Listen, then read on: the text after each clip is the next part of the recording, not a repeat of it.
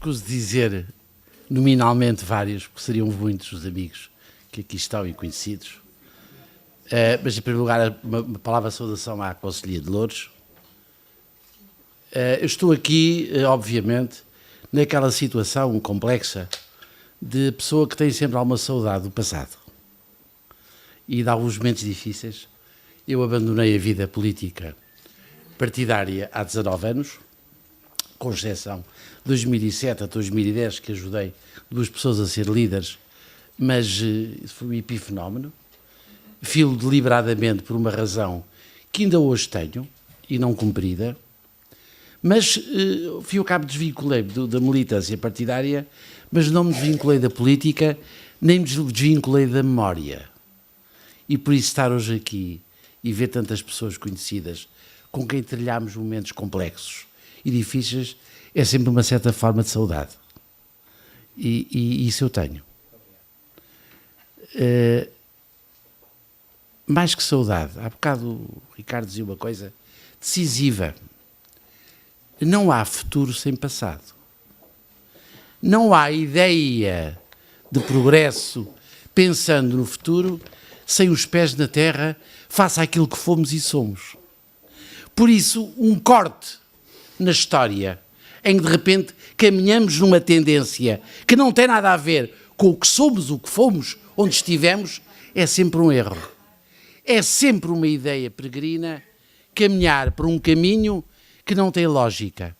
E a nossa lógica é de sermos honrados e coerentes connosco próprios. E a partir do momento que perdermos isso, perdemos o trilho. Mesmo que pensemos que a ideia é adorável, ela não tem consistência nem adesão às pessoas. Por isso, a primeira palavra hoje é pensar sempre que o futuro é também, em certa medida, um prolongamento do passado. A segunda ideia que eu queria transmitir é muito pequena, muito simples, que é a ideia, minha senhora, com o devido respeito, não levo a mal, mas continua a ser o mesmo nessas coisas. A segunda ideia que eu queria trazer tem a ver com o seguinte.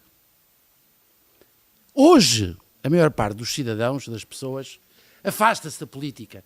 A política não nos diz nada. Nós não temos causas, não temos razões para combater, para estar, para nos alegrarmos, para nos motivarmos. Engano.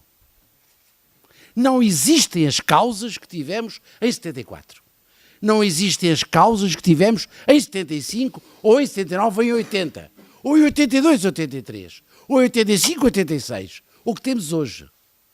As causas existem e são várias. E têm todas referência e suporte numa questão essencial. A democracia é representativa, ou seja, cada uma das pessoas que ali estão, que são deputados, que são representantes do povo, dos cidadãos, para cumprir um mandato. E por isso a representação política é a questão essencial da democracia. E essa é uma causa que tem que ser trabalhada. Porque o que está em causa para nós hoje não é democracia, é o sentido de representatividade. Nós achamos que a maior parte dos deputados não representa o país. E tem razão o país. E tem razão o país. As pessoas não notam, na maior parte dos deputados portugueses, um sentido de ligação direta e firme ao eleitorado. O método eleitoral que nós temos é um método que torna o partido representativo do povo, mas não os deputados representativos do povo. Temos de alterar e continuar, por isso, a ser reformistas no sentido em relação às câmaras municipais, em relação ao Parlamento português, voltarmos a ser reformistas para que os portugueses sintam que os seus representantes são reais, carne e osso, e eles sabem quem é. Quem é o deputado por Loures do PSD? Eu não sei, nunca soube. Como não sabia em muitos sítios. Qual é? Há algum diretamente com quem o povo Loures saiba que pode falar? Pode acontecer, pode não acontecer. Pode acontecer, pode não acontecer. Nós não temos uma ligação originária, direta, mas veiculada só através de um partido. Seja qual for, está errado. Temos na Câmara Municipal um sistema em que, em vez de claramente haver um governo e uma oposição, há uma miscigenação de interesses. Por isso, quando chega ao fim da campanha, quando chega ao fim de um período eleitoral, nós não sabemos em quem devemos lutar contra quem. Se tivermos que estar todos vinculados em tudo, há que definir com clareza, rigor e separação o que é poder e o que não é poder. E quem representa o quê e quem. Por isso, hoje ser reformista, hoje é uma causa essencial batermos pelo prestígio das instituições. E, minhas senhoras e meus senhores amigos e companheiros, tornarmos o partido um agente promotor da representatividade política não é obriga a dizer que temos que passar 230 para 180 ou para 150, o problema não é esse. O problema é dar força a cada deputado. Eu só tenho instituições fortes com pessoas fortes. E fortes politicamente é terem as costas fortes. E as costas fortes é quando eu voto popular neles. Muito bem.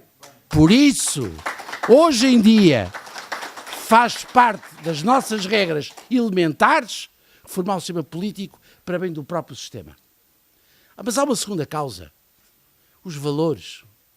Eu vejo rapidamente, e falando rapidamente, há uma preocupação que eu tenho há 40 anos na vida política portuguesa e que se prende com o discurso político.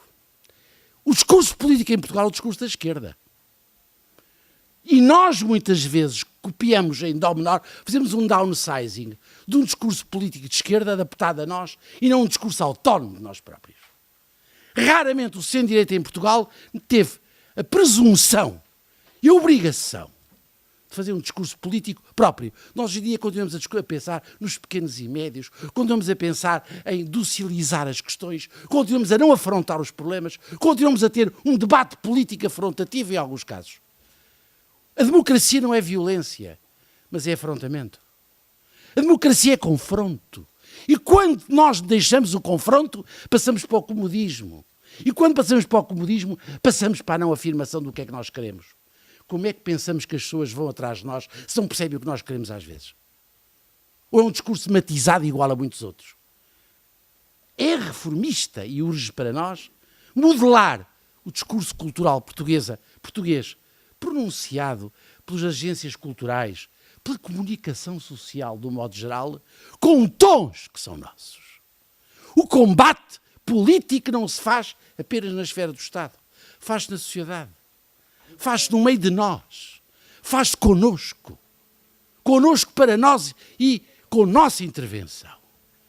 É urgente mudar o discurso político, sob pena de estarmos sempre amarrados a arquétipos menores daquilo que a esquerda marxista-leninista determinou em 74-75.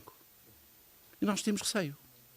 E quando, por exemplo, eu lembro-me, quando nós dizemos afrontar a questão da escola ou dos hospitais, não há que ter receio de dizer que é responsabilidade pública do Estado garantir a todos saúde e educação. Mas garantir saúde e educação não é exercer esse direito. Pode ser outros, desde que nós o regulemos, o controlemos e seja de boa qualidade. Temos medo de dizer isto. Parece que é um problema gravíssimo. Acusam-nos logo de direita e nós cedemos. Nós, quando nos acusam de direita, escondemos-nos. Quem não ganhar o debate cultural em Portugal não ganha nada. Não é pelos déficits, não é pelas dívidas que se ganha o poder. É pela expectativa. E uma parte da expectativa é parte da expectativa cultural. Isto é, o que é que nós somos e o que é que nós afirmamos. O partido, terceira questão, sempre foi pensado para as classes médias. Os agricultores emergentes, que hoje em dia estão à vista e que estão a ser disputados por outrem.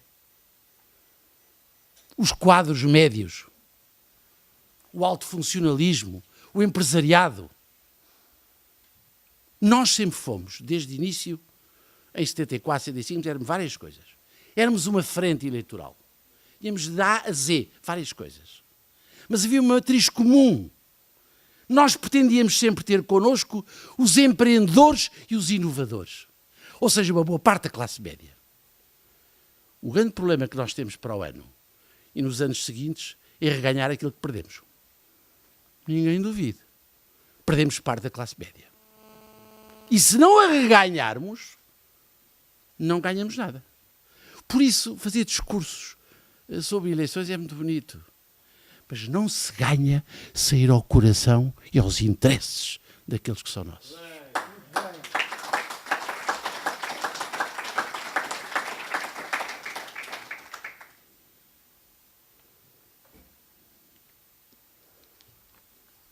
Já falei demais. E já vos macei demais. Mas há a última questão que temos de falar, que é sobre o Estado. Não o Estado a que isto chegou.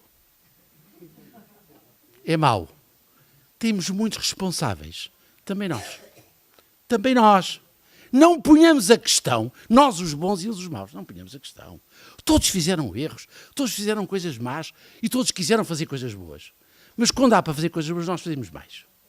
Isso também não tenho dúvidas. Porque sabemos melhor e temos melhor entrosamento com aquilo que é uma matriz originária e fundamental de Portugal. Agora, nós devemos sempre, na história, ter consciência de que a noção de pecado e de redenção não é apenas uma noção religiosa. É uma noção política. Só que escusamos de andar toda a vida a bater com a mão no peito com os nossos pecados. Não vale a pena. Nós temos de os conhecer e temos de os reconhecer. Mas não vale a pena andar com um bordão e com os chinelos a caminho de Fátima a pedir perdão. Não.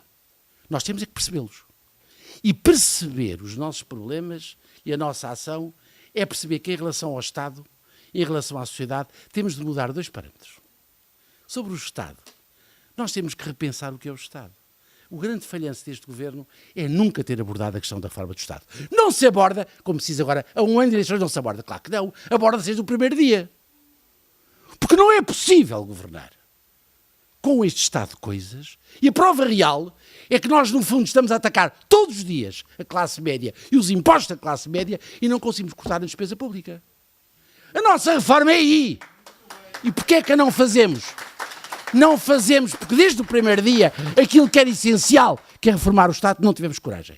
Não tivemos coragem ideológica de o dizer, por exemplo, o que eu disse há pouco. Uma escola, um colégio privado, em que o aluno custa ao Estado o mesmo que o aluno custa na escola pública, é igualmente bom, desde que a qualidade seja igual. Qual é o problema? Mas nós temos um medo e andamos sempre com a moral republicana, o serviço público, a escola pública, como se fossem tabus, que nós não podemos prescindir deles. O que é isto?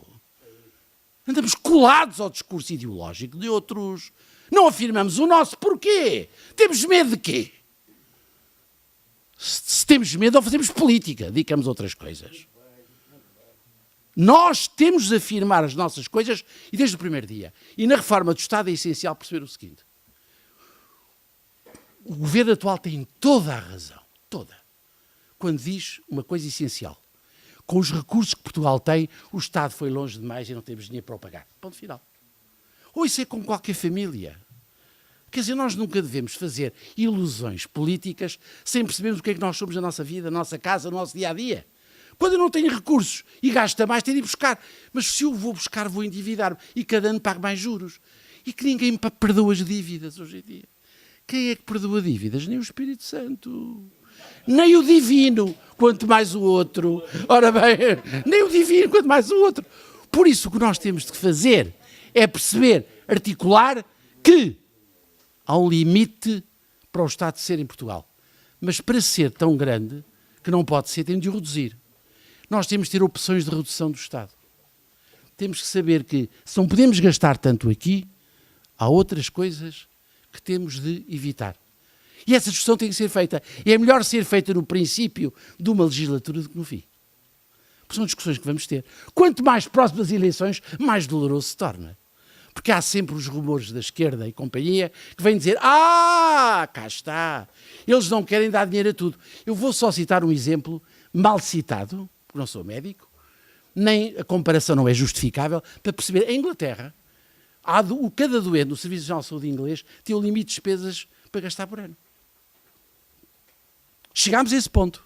Portugal vai ter mais dia menos dia e o que fizemos no Serviço Nacional de Saúde é um milagre. É um milagre de conseguir manter um sistema com qualidade, com redução de custos, apesar de tudo, a funcionar bem. É um milagre. Mas é um milagre de eficiência e de capacidade. Isso é muito importante. Mas nós temos de perceber que temos de fazer opções. A reforma do Estado é duas coisas. São opções políticas em algumas questões e reforma administrativa noutras. Eu não posso continuar a aceitar o princípio, cada vez que eu vou a um serviço público, estou a pagar custos do Estado. Além dos impostos que eu pago, tenho que pagar tudo. Por qualquer coisa. É demais. É demais. Isto magoa, chateia, corrói a confiança dos portugueses. Isso é que chama-se reforma do Estado.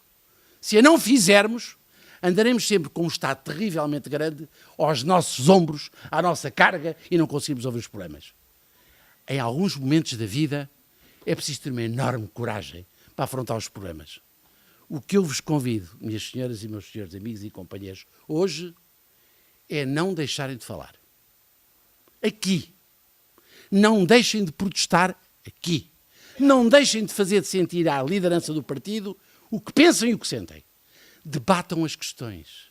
O mais importante da vida política é o debate.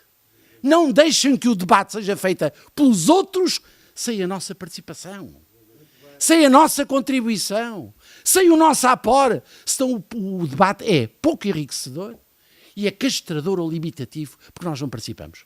Mas só podemos participar se debatermos. A grande questão do partido continua a ser: nós não discutimos suficientemente os nossos problemas.